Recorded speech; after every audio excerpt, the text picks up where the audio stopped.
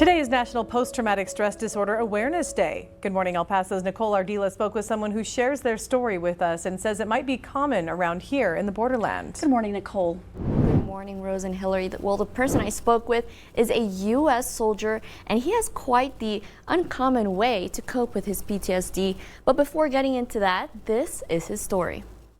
It's kind of forced you to grow up really quick, seeing things that you know, a normal 18 or 19-year-old should not see. Viet Tong has been in the military for 19 years. He's been into 5 combat tours, 3 in Afghanistan and 2 in Iraq, where he was first started just at 19 years old. Tong's been diagnosed with PTSD and he struggles with sleeping, being around large crowds, and even holidays like Memorial Day, thinking about several friends he's lost. He's also said that PTSD has been dramatized in movies, and he wants people to know what it's really like, at least in his experience. Sleeping was probably the hardest thing because we do have some recurrence nightmares,